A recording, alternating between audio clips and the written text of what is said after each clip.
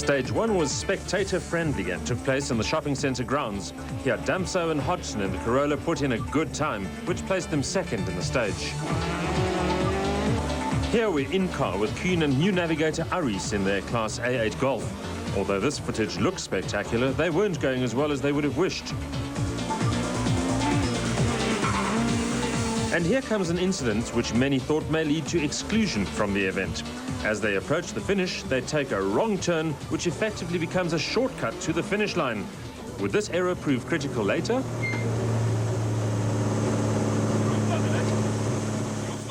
So here we are on stage number 2. I'm taking a look behind us over here and I'm seeing mud, glorious mud. What implications does that have for the drivers? Very, very difficult conditions. If you look behind you here, coming down the hill, for instance, braking is a problem because it's as slippery as all hell here.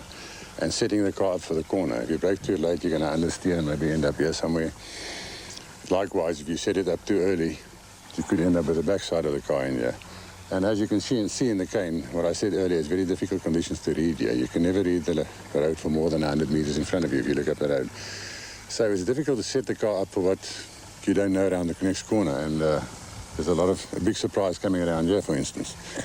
And then you're going into the right-hander again, so getting out of this one is going to be difficult enough, and then setting it up for the next one. So very difficult conditions. I would think everybody would be on mud tyres. Those who aren't are definitely in for a tough time. And, difficult conditions, the experienced crew should come out on top. Perhaps one of the interesting things, though, was we actually went through part of the stage ourselves now, and I noticed that large parts of it are also dry. So even if you are on wet tyres, you haven't got a perfect situation there either. The problem you have, the major roads are fairly dry, which means your wet weather tyres will overheat more than they should. And then coming into the mud, they're not really as effective as they would have been. And also you're going to use a lot more of the tyre. So conditions difficult, but I think throughout the rally, if it's going to be like this, wet weathers will prevail. And the N4 guys, are they going to score well out of this? It's difficult setting an N4 car up with a four-wheel drive.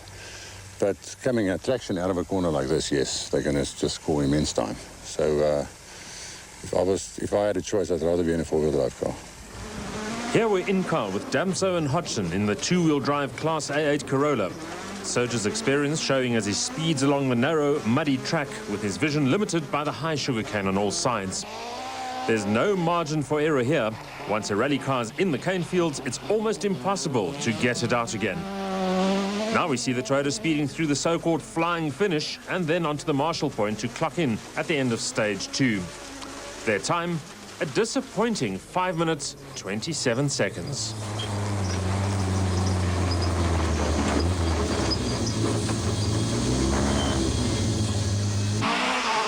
This is Habich and Judd in the Class A8 Sasol Golf on their way to taking 2 seconds off Damso's time in this stage.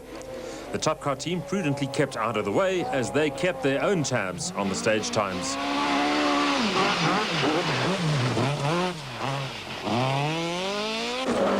In car with the other A8 Golf driven by Enzo Kuhn. He hadn't let his troubles in stage 1 upset him and was absolutely flying. As he and Aris swept through the flying finish, they'd taken 15 seconds of Habich's time and 17 seconds off Damso.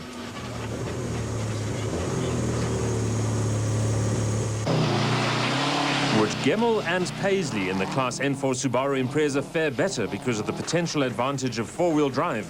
Here we see Johnny working the steering wheel hard as he completes the stage in second place, 4 seconds behind Kuhn.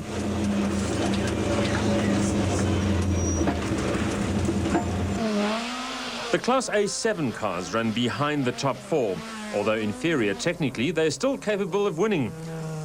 This is Lawrence and Vermeulen in the Team Total Toyota, followed by the Polo player of Fecken and Levkowitz. On to stage 3 and in car now with the up-and-coming Fecken, who last year had a battle royal with the older Polo driver and Class A7 teammate Chart van der Walt. Like A8, Class A7 cars are two-wheel drive.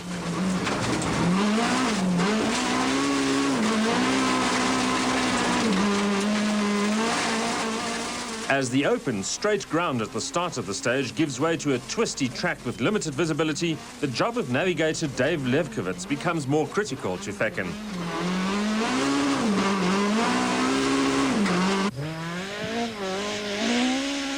Still in stage 3, taking place on the KwaZulu-Natal north coast. More sugarcane and more muddy tracks interspersed with bits of dry, rocky surface.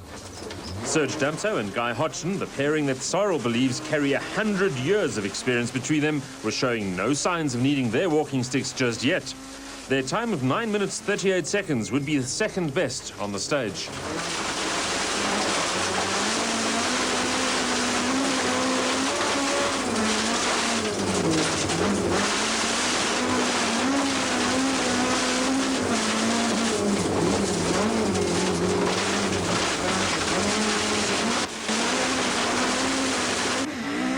Habich and Judd are also highly experienced, although slightly younger than the Toyota pairing. They failed to respect their elders and beat Damso by 5 seconds. The junior team among the A8 cars is Enzo Kuhn and Pierre Aries. Kuhn has had an on-off top flight career, while Aries has not recently navigated at this level. As for Gemmel in the Class N for Subaru, this is only his second top flight season, although navigator Paisley has more experience. They would have been unhappy with their Stage 3 performance, which saw them finish 4th out of the top 4.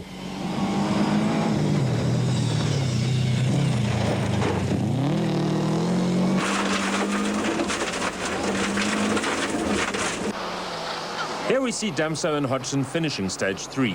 Last year, the car was plagued by mechanical problems, which saw the Toyota pair fail to finish a number of events. They'd be fervently hoping for better luck this time round. By contrast, the Subaru was a model of mechanical reliability. Here we have an in-car view of a touch of human unreliability, however, as Gemmel and Paisley take a wrong turning, losing valuable seconds. And just behind the front runners, Lorenz and Vermeulen in the A7 Corolla were winning their battle with Fecken and Lefkowitz in the A7 Polo. In Stage 3, the Toyota pair was 5 seconds ahead.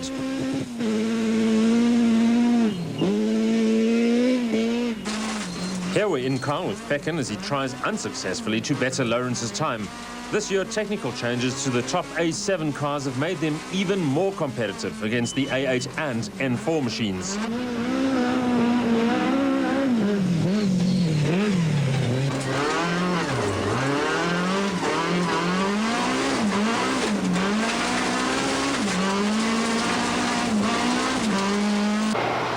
As Stage 3 ended, it was time for drivers and navigators to enjoy a well-earned break, and for the service crews to take over. Cyril, end of Stage 3 and lunchtime on the first day. Give us a synopsis of how things are looking. Well, it's pretty much as we expected. You know, the top 4 guys are within a few seconds of each other. There's been a bit of controversy. Enzo went through bunting on the Stage 1, shortcutted a bit, so where that's going to finish, I don't know. You know, it might be a penalty, could even be exclusion. But I think it's more or less what we expected. Tyre choice obviously was very important on Stage 2. A lot of guys went on dry weather tyres, and it was very, very wet, as you saw when we drove through it. So both Serge and Yanni lost a bit of time there to the other two. But like I said, it's still within a few seconds. The Class A7 cars, very tight as well. Chart is maybe not there where he should be. He also had long tyres on Stage 2. But the dice between Ergen and Etienne Lorenz is something serious. There's only a few seconds between them two, and they're not that far behind the A8 cars either. Etienne, well, you said you were going to go this morning, and you really are. Yeah, we still battling a little bit with the new things and the new gearbox, and then we had a linkage bolt came loose and it jammed itself in the linkage cage there. So lost a bit of time now. But yeah, it's going nicely. What happened to the end of the stage? We had 3 Ks to go. We had a flat and the gear stuck in second. Yeah. To go back to the tyre situation, why would some people get it right and why would some people get it wrong? Conditions weren't known to anybody until after the first gravel stage. Now the main roads are fairly dry. You know, they've been obviously drain a lot better than the ones in the sugarcane themselves. The problem is that they go into the sugarcane every 5 or 6 kilometers or even less than that, and they're really into the slush and grass and mud and all the rest of it. So the guys who obviously chose the wet weather tyres came off a lot better. If on the other hand the road stayed on the main roads, I think the dry weather guys would have had an advantage. So it's a bit of a wrong tyre choice in the second stage. Yeah, well, the second stage, it was quite a wet stage, and I watched what Yanni was going to do because he's from this area, and of course, it was the wrong choice. We went on dry, so anyway, so the third stage we went on wet, so we're more even, all of us. Does it look like it's going to be wet all along now? I think so. It's going to be quite a difficult event to decide. Whoever makes the right choice, sometime I think it's going to make quite a big position change. I suppose the main roads are fairly dry, but once you get in the cane, it just turns to mud and slop. Well, that's the thing is, you know, the main piece of road is really quite nice and hard. You can really get going, and you go off those, and then it's quite slippery in those. Very tight at the top there. I mean, anybody's rally at this point in time. Yes, I think it's going to be tight. This whole event, I think, is going to be quite tight tomorrow. You know, it's a 30k stage, and that's where I think is going to count who's going to be, you know, the tyre choices. And Where would you like to start in the morning?